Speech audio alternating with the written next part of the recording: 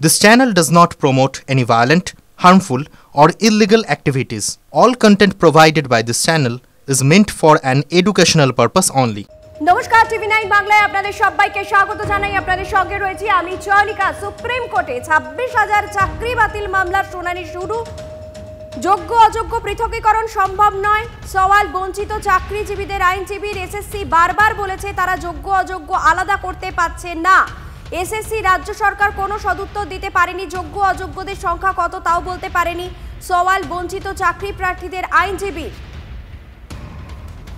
Supreme কোর্টে 26,000 চাকরি বাতিল মামলার শুনানি শেষ হয়েছে। যোগ্য অযোগ্য পৃথকীকরণ সম্ভব নয়, সওয়াল বঞ্চিত চাকরিজীবীদের আইনজীবীর।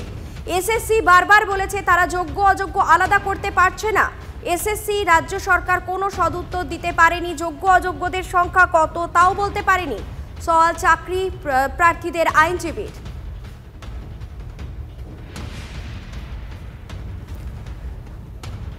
আমাদের দুই প্রতিনিধি জ্যোতির্ময় কর্মকার এবং সুমন মহাপাত্র রয়েছেন। আমি প্রথমেই জ্যোতির্ময়ের কাছে যাব। জ্যোতির্ময়, আজ কি হলো কোর্টে? আজ কি হলো? দেখো, সর্বশেষ যে বিষয়টি ঘটেছে তা হচ্ছে সুপ্রিম কোর্ট দীর্ঘ শুনানির পর, প্রায় 2 ঘন্টার কাছাকাছি শুনানির পর সুপ্রিম কোর্ট তারা রায় রিজার্ভ করে নিয়েছে এবং সুপ্রিম কোর্ট এর পরবর্তী ক্ষেত্রে নির্দেশ দেবে। যেদিকে আমাদের নজর ছিল তা হচ্ছে আদৌ যোগ্য অযোগ্য পৃথকীকরণ সম্ভব কিনা, কিন্তু আজকে টানা 2 ঘন্টা শুনানির পরেও আমরা দেখলাম যে আদৌ এই যোগ্য অযোগ্য পৃথকীকরণ তো সম্ভব হলোই না, বরং রাজ্য সরকার, এসএসসি, সিবিআই, বোর্ড প্রত্যেকের তরফ থেকে আলাদা আলাদা রকমের তথ্য দেওয়া হচ্ছে। অর্থাৎ তথ্যের একটা গড়মিল, এক একজনের এক এক রকম তথ্য, ধোঁয়াশা, জটিলতা আরও বেশি করে 2 ঘন্টা শুনানি শেষে বেড়েছে। কিন্তু তার মধ্যে সিবিআই একটি কথা বলেছে যা যথেষ্ট গুরুত্বপূর্ণ। তারা বলছে যে এসএসসির কাছ থেকে যে ডেটা তারা পেয়েছে সেটা সম্পূর্ণভাবে ট্যাম্পার্ড, কিন্তু পঙ্কজ বানসালের কাছ থেকে যে ডেটা পাওয়া গিয়েছে এবং ডেটা স্ক্যানটেকের কাছে যে ডেটা পাওয়া গিয়েছে সে দুটি তারা ম্যাচ করে দেখেছে এবং এই দুটিতে হ্যাশ ভ্যালু সম্পূর্ণভাবে মিলে গিয়েছে। অর্থাৎ পঙ্কজ বানসালের কাছ থেকে পাওয়া ডেটাকে তারা প্রকৃত সত্য বলে মানছে। কিন্তু একাধিক আইনজীবী তারা প্রশ্ন তুলেছে যে কোনোভাবেই পঙ্কজ বানসালের কাছে পাওয়া তথ্য সেটাও কিন্তু সন্দেহের ঊর্ধ্বে নয়, এবং সুপ্রিম কোর্টও অবজারভেশনে এই একই কথা বলেছে যে কোনো পরিস্থিতিতেই পঙ্কজ বানসালের কাছে পাওয়া তথ্য সেটাও যে সন্দেহের ঊর্ধ্বে নয় তা সুপ্রিম কোর্টও বলেছে। ফলত সব পক্ষের বক্তব্য শোনা হয়েছে। এর আগে বিকাশ ভট্টাচার্য তিনি যে আবেদন করেছেন যে এই মুহূর্তে দাঁড়িয়ে যেভাবে জটিলতার জায়গা তৈরি হয়েছে তাতে নতুন করে পরীক্ষা নেওয়া এবং যাদের বয়সের ঊর্ধ্বসীমা পেরিয়ে গিয়েছে তাদের ক্ষেত্রে রিল্যাক্সেশন দেওয়া ছাড়া আর কোনো পথ খোলা নেই। এবং একজন আইনজীবী এমন দাবিও করেছেন যে যতক্ষণ পর্যন্ত না এই ঘটনার সঙ্গে যারা যুক্ত দোষী তাদের ট্রায়াল শেষ হচ্ছে ততক্ষণ পর্যন্ত এর দুর্নীতির ব্যাপকতা কতটা তা স্পষ্ট হবে না। ফলত সেক্ষেত্রে ট্রায়াল শেষ করার পরে যদি রায় দেওয়া হয়, যদি না পারলে সমস্যার সমাধান এভাবে হবে না। তুমি আমাদের সঙ্গে থাকো, আইনজীবীরা কি বলছেন আপনাদের শোনাই। বানসালের ডেটাটা সিবিআই পেয়েছে তাদের ইনভেস্টিগেশনে, তাদের কাছে সেটা প্রকৃত, কিন্তু ওয়াইড স্প্রেড ইলিগ্যালিটিস কত পরিমাণে হয়েছে সেটা তো এখনও অবধি ক্লিয়ারলি ধরা যায়নি। এই যে ব্ল্যাঙ্ক ওএমআর যেগুলো বেরিয়েছে, এই ব্ল্যাঙ্ক ওএমআরগুলো কী করে হলো এটা তো একটা সবথেকে বড় প্রশ্ন। যখন ব্ল্যাঙ্ক ওএমআর বেরিয়েছে তার মানে এটা ধরে নিতে হয় যে অনেকে আছে ওএমআরটা পরে ফিল আপ করে দেবে, সেই জন্য ব্ল্যাঙ্ক ওএমআরগুলো বেরিয়েছে। তাই জন্য যখন যেটা মেন পয়েন্ট অফ ল যে কত পরিমাণ ইলিগ্যালিটি which has not been detected সেটা ডিটেক্ট করা যাচ্ছে না, তখনই এন্টায়ার সিলেকশন প্রসেস চলে যাওয়ার মতন জায়গায় থাকে। যদি আজকে স্টেট স্পেসিফিক দাঁড়িয়ে বা স্কুল সার্ভিস কমিশন স্পেসিফিক দাঁড়িয়ে লিস্ট ওয়াইজ নেম ওয়াইজ যদি এটা পাবলিশ করতে বা দেখাতে পারতো, সেই জায়গাটা কিন্তু তারা কেউ দেখাতে পারছে না। পরিষ্কার সিবিআইয়ের চার্জশিটে আছে এবং উইথ সাফিসিয়েন্ট এভিডেন্স যে ডেটা স্ক্যানটেকের কাছে যে স্ক্যান কপি আছে আর বানসালের কাছে যে স্ক্যান কপি, দুটো হার্ড ডিস্ক মিলে গেছে, দুটোর হ্যাশ ভ্যালু মিলে গেছে। আরেকটা বিষয় হলো ইনভেস্টিগেশনে বেরিয়ে এসছে যে আরটিআইয়ের ইনফরমেশনের ক্ষেত্রে বানসালই এসএসসিকে প্রোভাইড করতো যেখান থেকে ওএমআর দেওয়া হতো। আমরা তো সত্যিকারের চেয়েছিলাম যে যাতে করে সরকার এবং এসএসসি একটা প্রকৃত লিস্ট নিয়ে আসুক, যাতে সেটাকে অ্যাকসেপ্ট করা যাক এবং যারা বঞ্চিত তারা চাকরিটা পাক। কিন্তু এখন যা পরিস্থিতি, পুরোটা বাতিল করে যারা 2016 সালে পরীক্ষা দিয়েছিল এজ রিল্যাক্সেশন দিয়ে তাদেরই নতুন করে পরীক্ষা নেওয়া ছাড়া আর কোনো উপায় আপাতত আমাদের যে সাবমিশন বা আমরা এটাই করেছি, কারণ আর কোনো উপায় আমরা দেখছি না। অর্থাৎ একটা বিষয় কিন্তু স্পষ্ট হয়ে যাচ্ছে যে যোগ্য এবং অযোগ্য আলাদা করা সম্ভব হচ্ছে না এবং নতুন করে পরীক্ষা দেওয়া ছাড়া আর কোনো আপাতত পথ খোলা আছে বলে মনে করছেন না আইনজীবীরা।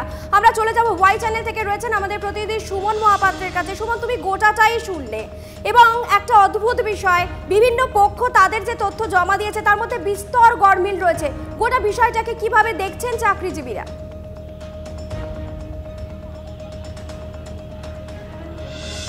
বঞ্চিত চাকরি প্রার্থীদের একাংশ দাবি করেছেন তাদের আইনজীবী মারফত যে এই প্যানেল বাতিল করা ছাড়া আর কোনো পথ খোলা নেই। তবে সিবিআই কিন্তু পরিষ্কারভাবে জানাচ্ছে যে পঙ্কজ বানসালের কাছ থেকে তারা যে ডেটা কালেক্ট করেছে সেই ডেটা 65B-তে অ্যাডমিসেবল অর্থাৎ গ্রহণযোগ্য প্রমাণ করা যাবে, তাহলে সেই ডেটার ভিত্তিতে কেন সেগ্রিগেশন হবে না, যাতে সেগ্রিগেশন হয় তার পক্ষেই সওয়াল করেছে এসএসসি এবং সিবিআই। সেই জায়গায় দাঁড়িয়ে যে যোগ্য শিক্ষকরা এতদিন ধরে রাস্তায় বসে আছেন, ওয়াই চ্যানেলে বসে আছেন, রাজপথে নেমে ঘাট ধাক্কা খেয়েছেন পুলিশের, তারা দাবি করছেন সিবিআই এর এই সাবমিশনকে মান্যতা দিয়ে তাদের যেন চাকরিটা বাঁচে। আপনার আজকের এই শুনানি থেকে কি কোনো আশার আলো দেখছেন? অবশ্যই আমরা তো পুরোপুরি আশার আলো দেখছি, কারণ সিবিআই যেটা আমরা বহু প্রতীক্ষিত সেটা সিবিআই সাবমিশন সেটা আজকে হয়েছে এবং সেখানে সিবিআই ক্লিয়ারলি বলে দিয়েছে যে তারা যে ডেটাটা কালেক্ট করেছিল সেই ডেটাটাই অথেন্টিক এবং হ্যাজ ভ্যালু ম্যাচ করেছে।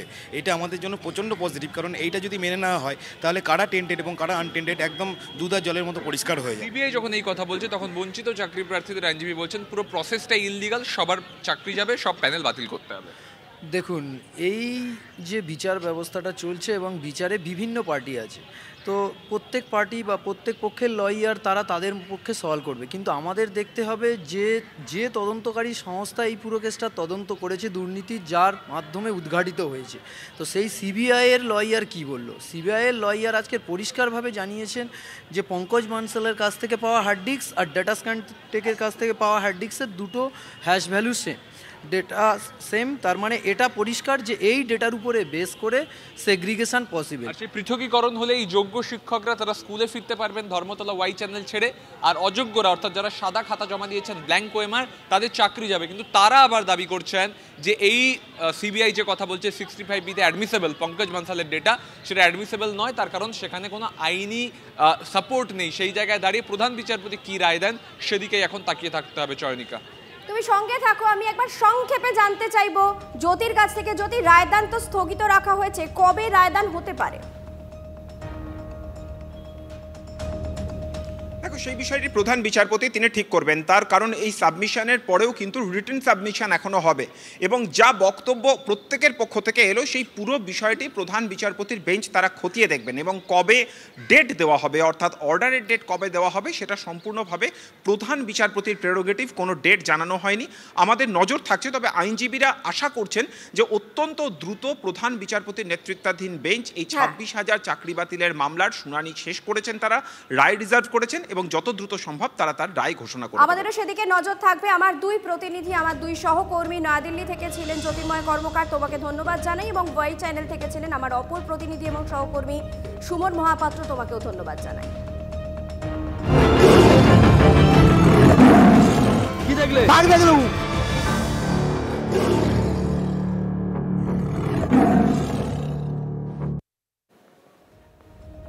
এবার একটু এ রাজ্যের খবরে নজর রাখা যাক। মইপিঠে বাঘে মানুষের লড়াইয়ের ছবি আপনাদের সামনে সকাল থেকে আমরা তুলে ধরেছি, ক্যামেরা বন্দী করা হয়েছে সেই হাড়হিম করা দৃশ্য। আপনারা দেখুন কিভাবে বাঘটি মাথা কামড়ে ধরছে ওই বনকর্মীর ওপরে একবারে ঝাঁপিয়ে পড়ে রয়্যাল বেঙ্গল টাইগার। বনকর্মীর মাথা কামড়ে ধরে বাঘটি, শরীরের একাধিক জায়গায় কামড় বসায়, লাঠি সোটা নিয়ে বাঘকে পাল্টা আক্রমণ করেন অন্যান্য বনকর্মীরা। কোনো ক্রমে তাকে উদ্ধার করে স্থানীয় স্বাস্থ্যকেন্দ্রে নিয়ে যাওয়া হলে তার শারীরিক অবস্থার অবনতি ঘটায়, তাকে এসএসকেএমে স্থানান্তরিত করা হয়। এই মুহূর্তে ঠিক কি ছবি উঠে আসছে জানতে চলে যাব আমাদের প্রতিনিধি অভিজ্ঞানের কাছে। অভিজ্ঞান, বাঘটি কোন জায়গায় রয়েছে সেটা কি ট্রেস করা গেছে? তার কারণ এই মুহূর্তে বাঘকে জঙ্গলে ফেরত পাঠানোটাই সব থেকে বড় কাজ বনকর্মীদের। দেখো, তোমাকে আমি আমার ক্যামেরাম্যান সৌভিককে দেখাতে বলবো যে এই যে জায়গাটি অর্থাৎ এই যে সবজি বাগানটা রয়েছে নগেনাবাদ গ্রামের এখানে ধ্রুবচাঁদ মণ্ডলের একটি সবজি বাগান এবং এই বাগানটার মধ্যেই বাঘটি রয়েছে, যে কারণে কুইক রেসপন্স টিম তারা কিন্তু এখন সেখানে নাইলনের জাল দিয়ে ত্রিস্তরীয় এখানে একটা এখানে নিরাপত্তা বলয় তৈরি করা হচ্ছে যাতে বাঘটি এখান থেকে কোনোভাবে চলে আসতে না পারে। এবং সেই কাজটা যেহেতু সন্ধ্যে দিকে এগোচ্ছে এবং আলো কমছে এবং যত অল্প সময়ের মধ্যেই সেই কাজটা তারা সম্পন্ন করার চেষ্টা করছেন। এবং একদিকে যেমন এখানে কুইক রেসপন্স টিম বন দপ্তরের কর্মীরা তারা এই কাজটা করছেন, সেই সঙ্গে সঙ্গে ডিএফও নিশা গোস্বামী তিনি নিজে কিন্তু পুরো বিষয়টা তদারকি করছেন। আমরা কথা বলে নেব আধিকারিকদের সঙ্গে যেহেতু বাঘটি এখানে রয়েছে এবং সকালে এখানে বন দপ্তরের পক্ষ থেকে একজনকে যেহেতু আহত করে দিয়েছে, সেই জায়গা থেকে বন দপ্তরের কী ভাবনা রয়েছে সেটা কথা বলে নেব। এই যে আপনাদের এখানে আজকের ঘটনাটা হয়ে গেল এবং সেই সঙ্গে সঙ্গে এখন বাঘটি এখানে আছে, ফলে আপনাদের পরিকল্পনাটি কি, যেহেতু আলোটা কমছে? পরিকল্পনাটা এরকমই রয়েছে কি আমরা অলরেডি গার্ড অফ করে দিয়েছি জায়গাটাকে, আর এরপরে আমরা এখানে কিছু কেচিংয়ের ব্যবস্থাটা করব। আর আপনার কটা খাঁচা পাতা হবে? দুটা আমরা প্ল্যান করছি এখানে। আচ্ছা, আর যেহেতু আপনার বাঘটা যেহেতু সকালে একটা ইনসিডেন্ট ঘটনা ঘটেছে, ফলে সেখানে সেই আহত যে বনকর্মী রয়েছে যে টাইগার রেসপন্স টিমের, তার শারীরিক অবস্থা কীরকম আছে? হ্যাঁ, সকালে আমাদের টাইগার টিমের একটা স্টাফ আছে, ওনাদের নাম আছে গণেশ সামল। তো উনি হঠাৎ করে টাইগার অ্যাটাক হয়েছে ওনার উপরে, তো ওনাকে আমরা ইমিডিয়েটলি প্রাইমারি হেলথ সেন্টার যে আছে জয়নগর জামতলা, ওখানে আমরা নিয়ে গেছিলাম। ওখানে প্রিলিমিনারি ট্রিটমেন্ট করার পরে ওনাকে SSKM PG হসপিটালে পাঠানো হয়েছে। তো উনি আন্ডার ট্রিটমেন্ট আছেন, স্টেবল আছেন। হ্যাঁ, ফলে এই যে বারবার বাঘটা বেরিয়ে আসছে পার্টিকুলার এই একটা জিপিতে, মানে এটা বন্ধ হবে কীভাবে? মানে আপনাদের কী প্ল্যানিং আছে আর কি? আমাদের দেখুন এখানে তো অনেকটা স্টেপস থাকে, তো সেই স্টেপসগুলো আমরা আগে থেকেই মতলব এটা তো আজকাল কোনো প্রবলেম নেই, it is a continuous problem যেরকম কি থাকছেই। তো এর স্টেপসগুলো আমরা অলরেডি অনেকটা স্টেপস আমাদের ইন প্লেসই আছে, যেরকম আপনি নেলে নেটের কথা বলুন, বা আপনি রিভার পেট্রোলিংয়ের কথা বলুন, বা আপনি অ্যাওয়ারনেস জেনারেশনের কথা বলুন, পেট্রোলিংসের কথা বলুন, all this mechanisms are already in place. কিন্তু আমরা দেখছি কি বাঘের সংখ্যাও অনেকটা আগে থেকে বেড়ে গেছে, কেন কি লাস্ট যখন সেন্সাসটা করা হয়েছিল তো শুধু কুলতলি ব্লকতে 17টা বাঘটা প্রেজেন্স আমরা নোট করেছিলাম। দেখছি কি অনেকটা যে সাব অ্যাডাল্ট ছিল ওরাও অ্যাডাল্ট হয়ে যাচ্ছে। সো অফকোর্স বেশি প্রেজেন্স আছে, তার সঙ্গে সঙ্গে মুভমেন্টও হচ্ছে, অ্যান্ড প্রক্সিমিটি টু ফরেস্ট যে আছে গ্রামের ওটা অনেকই কম আছে, মতলব কি খুবই প্রক্সিমিটিতে রয়েছে।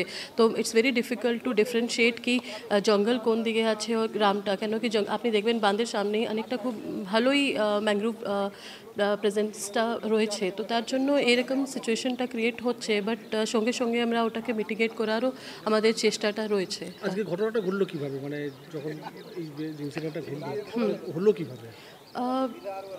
সেরকমই কি ওখান থেকে একটা বাঘ বেরিয়ে এইদিকে এসেছিল, তো এখান থেকে একটু বাঁধ থেকে উপরে আপনি যেখানে আছেন এটা তো বাঁধ থেকে আই থিঙ্ক 500-600 মিটার্সেই দূরে আছে। তো বাঁধ থেকে উঠে তো তারপরে এই দিকে মুভমেন্টটা একটু করেছে, তো তারপরে বাঁধের কাছাকাছি একটা লোকের সঙ্গে ওর ইন্টারাকশনটা হয়েছে, তারপরে একটু ক্রাউড নয়েজ হওয়ার জন্য ও পালিয়ে বেসিক্যালি একটু ওর ভিতর দিকে চলে এসেছে। সার্চিংয়ের সময় কি ঘটনাটা ঘটে যায়? সার্চিংয়ের সময়ই হয়েছে। ফলে ডিএফও যারা জানিয়েছেন যে তারা কিন্তু এখানে তুমি সঙ্গে থাকো অভিজ্ঞান, তুমি সঙ্গে থাকো। প্রত্যক্ষদর্শী যারা তারা কি বলছেন আপনাদের একবার শোনাই। গ্রামবাসীরা বলছে এইখানে বাঘ শুয়ে আছে কলা বাগানে, তখন আমাদের একজন ছেলে গিয়ে দেখে না, হ্যাঁ সত্যি বাঘ শুয়ে আছে। ওই বাঘ ওই যাওয়া ওর পিছনে ধাও করা, যে একটা কুল বাগান আছে ওই কাটা তিনেকের মতন, সেই কুল বাগানের ভিতরে ঢুকেছিল আর উপরে একজন মানুষ দাঁড়িয়েছিল কুল বা বাঘের উপরে। ও তো জানে না, ও তো বাঘ বলে সবাই তোমার চেঁচাচ্ছি, ও তো কুল বাগানের উপরে ছিল। ওকে বাঁচাতে গিয়ে আর ওকে এসে চোট করে। মানে ওকে বাঁচাতে গিয়ে কি ওকে বাঘটা তাড়ানোর চেষ্টা করলো? হ্যাঁ, ও বাঘটাকে তাড়িয়ে দিলে ওই মানুষটাকে বাঁচিয়ে নিয়ে আসা হবে। তারপরে ওই বাঘ ওখান থেকে জাম দিয়েছিল, ওই মেজো ভাই হয়েছে হাতের ভিতরে গালের ভিতরে হাত ঢুকিয়ে দিয়েছিল, এইটা কামড় দিয়েছে, আর এই ডান সাইডে এই পাতাটা চোট হয়েছে। ওখানে কি কামড়েছে নাকি আঁচড়? ওইখানে কামড়েছিল। তারপর কি বাঘটা পালিয়ে গেল? কামড়াটা ইয়ে করতে পারছে না। কতক্ষণ ধরে রেখেছিল? হ্যাঁ, বেশিক্ষণ লাগে না, ওই এমনি গালে হাত ঢুকে দেয় আর হাত দিয়ে আমাদের পাইলে ছুটে পাইলে যাওয়া। জঙ্গলে চলে গেছে? না, জঙ্গলে যায় না, গ্রামের মধ্যে আছে এখন সর্ষে বাড়ির ভিতরে। আমরা অস্থায়ী কর্মী, যেটা আমরা টাইগার টিম পোস্ট আমরা এইটা তৈরি করেছি। আমরা 32 জন মিলে এই টাইগার টিমটা সরকার থেকে তৈরি করেছি, প্যালি থেকে শুরু করে। আগে প্রথমে প্যালি বাঘ ধরেছিলাম, পেয়ালির বাঘ ধরে যখন জঙ্গল ছাড়া সেইখান থেকে আমাদের টায়ার টিমে চলেছে। কি দেখলে? বাঘ দেখলাম। কি হয়েছিল? বসেছিল। তো আপনি কোথায় উঠেছিলেন? আমি তো গাছের উপর ছিলাম। তারপরে কি হলো বন দপ্তরের লোকের সঙ্গে? তারপর আমি নেমে এলাম। হ্যাঁ, বন দপ্তরের লোকে কি হয়েছে? হ্যাঁ, ইয়ে হয়েছে, এখন তার ইনজোর করেছে, কামড়েছে। কামড়েছে? হ্যাঁ। কি করছিল বন দপ্তরের লোক? হ্যাঁ, লাঠি দিয়ে পিটতে যাচ্ছিল। তাড়াতে যাচ্ছিল? হ্যাঁ। সেই সময় ওকে ছুটি গিয়ে কামড়েছে। বক্তব্য আপনারা শুনলেন। মইপিঠে বাঘে মানুষের লড়াই, বনকর্মীর ওপর ঝাঁপিয়ে পড়ে রয়্যাল বেঙ্গল টাইগার। আর এই মুহূর্তে যে ছবি আপনারা দেখছেন, মাইকিং এর কাজ চলছে। একটি বাঘ চাষের জমিতে দেখা গেছে। ফরেস্ট ডিপার্টমেন্ট এবং পুলিশ প্রশাসন বাঘটিকে পুনরায় তার জঙ্গলে ফেরত পাঠানোর জন্য সর্বতভাবে চেষ্টা করছে। আপনাদের কাছে একান্ত অনুরোধ, আপনারা কেউ এই জঙ্গল, এই গ্রামের চাষের জমির দিকে যাবেন না, বাড়ি থেকে বেরিয়ে সেখানে যাবেন না। বাঘটি যে কোনো সময় কারোর ওপরে আক্রমণ করতে পারে। তাই আপনাদের কাছে একান্ত অনুরোধ, আপনারা যে যার বাড়িতে থাকুন, আতঙ্কিত হবেন না, গুজব ছড়াবেন না। প্রশাসনের পক্ষ থেকে সব ধরনের সতর্কতামূলক ব্যবস্থা গ্রহণ করা হচ্ছে, মাইকিং করা হচ্ছে। তার কারণ, এই খবর চাউর হবার পরে সাধারণ মানুষ বাড়ি থেকে বেরিয়ে আসেন, জটলা পাকিয়ে বাঘটিকে দেখার চেষ্টা করেন, কিন্তু প্রশাসনের পক্ষ থেকে মাইকিং করা হচ্ছে এবং সাবধানে বাড়িতে থাকতে নির্দেশ দেওয়া হচ্ছে। কোনো রকম প্রয়োজন ছাড়া যেন বাড়ি থেকে কেউ বের না হয়, তার জন্য মাইকিং এর কাজ চলছে। এদিকে এইভাবে যে বনকর্মীর ওপর রয়্যাল বেঙ্গল টাইগার ঝাঁপিয়ে পড়লো, তার মাথায় আক্রমণ করলো, গোটা বিষয়টিকে নিয়ে কি বলছেন বন্যপ্রাণ বিশেষজ্ঞরা আপনাদের শোনায়। সেখানে যাবেন না। বৈকুণ্ঠপুর যেটা খুব prone area, tiger prone area, সেখানে যেখান দিয়ে ঢোকার তো কতগুলো রাস্তায় থাকে জঙ্গলের দিক থেকে এসে, সেই ক্ষেত্রে জঙ্গল এবং যে সংলগ্ন গ্রাম, তার মাঝখানে যে নদী আছে, সেই নদীর পার দিয়ে আমাদের সব জায়গাতে কয়েকশো কিলোমিটার নাইলনের ফেন্সিং লাগানো আছে। ওইখানে সেরকম ছিল কিনা, অথবা থাকলেও সেটা ড্যামেজড হয়েছিল কিনা, যার জন্য বাঘ হয়তো তার ভেতর দিয়ে চলে এসছে। আর 2 নম্বর হচ্ছে যে প্রিপারেশনটা আমাদের স্টাফেরা গেছে, তাদের কাছে এটা এই বাঘ ধরাটা এমন একটা প্র্যাকটিসের ব্যাপার হয়ে গেছে, তারা হয়তো অনেক সময় ক্যাজুয়াল হয়ে পড়ে।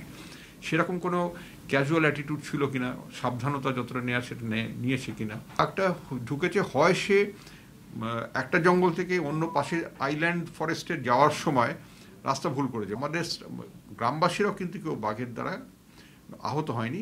যদি সে জঙ্গলে ঢুকে মাছ ধরার জন্য কোর এরিয়াতে ঢোকে কিংবা কোথাও ঢোকে, সেখানে বাঘ তাকে পেলে ছেড়ে দেবে না। সে বাঘ মাছও খাবে, কাঁকড়াও খাবে, মানুষ পেলে মানুষও খাবে। কিন্তু বাঘ যখন জঙ্গলের বাইরে চলে আসে, তখন সে আসে একমাত্র গরু ছাগল ধরার জন্য। অর্থাৎ বাঘে মানুষের লড়াইয়ে একটা প্রশ্ন কিন্তু খুব সুনির্দিষ্টভাবে সামনে আসছে, তা হলো যে বন দফতরের কর্মীরা সেই সময় উপস্থিত ছিলেন, তারা যথেষ্ট সতর্কতামূলক ব্যবস্থা গ্রহণ করেছিলেন কিনা। এই খবরের দিকে তো আমাদের অবশ্যই নজর থাকবে, কিন্তু চোখ রাখতে হচ্ছে আরও একটি গুরুত্বপূর্ণ খবর পাওয়া যাচ্ছে। হুগলির চণ্ডীতলায় ভুয়ো মাধ্যমিক পরীক্ষার্থী আটক। আরও বিস্তারিত জানবো, আমাদের সঙ্গে টেলিফোনে রয়েছেন আমাদের প্রতিনিধি সনদ। কি জানা যাচ্ছে? সনদের কাছে আসবো, তার আগে আরও একবার জানিয়ে রাখি, হুগলির চণ্ডীতলায় ভুয়ো মাধ্যমিক পরীক্ষার্থী আটক। এক ছাত্রীর হয়ে পরীক্ষা দিতে এসে আটক হয়েছে এক তরুণী। গরলগাছা গার্লস স্কুলের ঘটনায় পুরো শোরগোল পড়ে যায়। সন্দেহ হতেই পরীক্ষা কেন্দ্র থেকে তরুণীকে আটক করে জিজ্ঞাসাবাদ চালায় পুলিশ। তরুণীর পরিচয় কি, কার হয়ে পরীক্ষা, তথ্য তালাশ পুলিশের। কথা বলবো, আমাদের সঙ্গে রয়েছেন আমাদের প্রতিনিধি সনদ। কিভাবে জানা গেল যে ভুয়ো পরীক্ষার্থী? দেখো, কুমিরমোড়া, চণ্ডীতলা যে কুমিরমোড়া আরকেএন হাই স্কুলের এক ছাত্রী হয়ে পরীক্ষা দিতে গিয়েছিল চণ্ডীতলা গরলগাছা গার্লস হাই স্কুলের এক পরীক্ষার্থীকে দেখে কিন্তু সন্দেহ হয় যারা পরীক্ষক ছিলেন।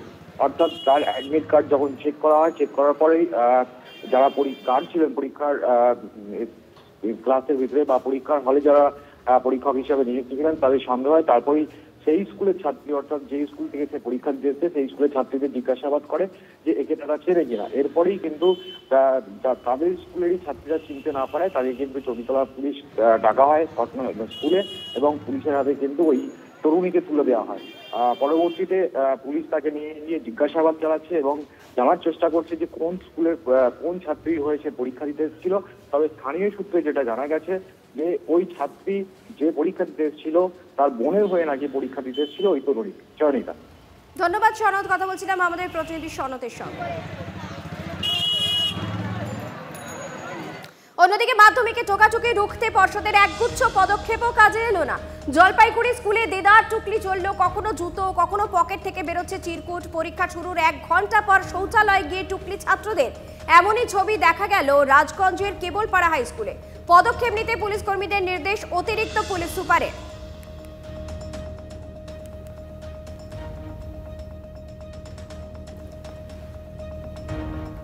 স্যালাইন বিতর্কে জিজ্ঞাসাবাদ জারি। সিআইডির পশ্চিমবঙ্গ ফার্মাসিউটিক্যালের টেকনিক্যাল ডিরেক্টরকে তলব। ভবানী ভবনে মুকুল ঘোষকে জিজ্ঞাসাবাদ তদন্তকারীদের। সুজয় আমাদের সঙ্গে টেলিফোনে রয়েছেন। সুজয়, কি জানা যাচ্ছে? জনিকা, দেখো, এই বিগ স্যালাইন কাণ্ডে সিআইডির তরফ থেকে আজকে পশ্চিমবঙ্গ ফার্মাসিউটিক্যালস অর্থাৎ যারা স্যালাইন নির্মাতা সংস্থা, তার টেকনিক্যাল ডিরেক্টর মুকুল ঘোষকে তলব করা হয়েছিল এবং তিনি হাজিরা দিয়েছেন।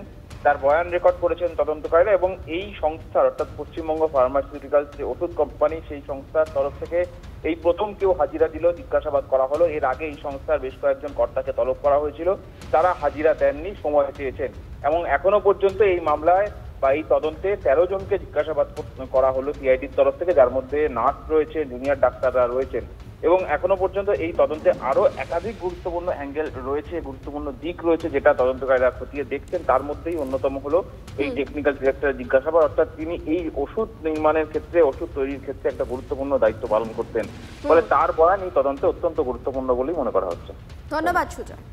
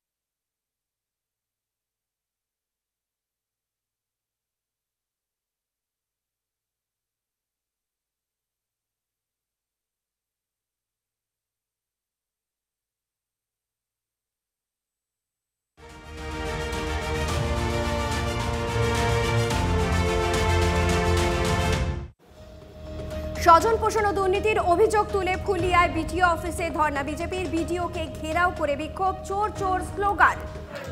সেই ছবি আপনাদের সামনে আমরা তুলে ধরছি। স্বজন পোষণ ও দুর্নীতির অভিযোগ তুলে ফুলিয়ায় বিটিও অফিসে ধর্ণা বিজেপি।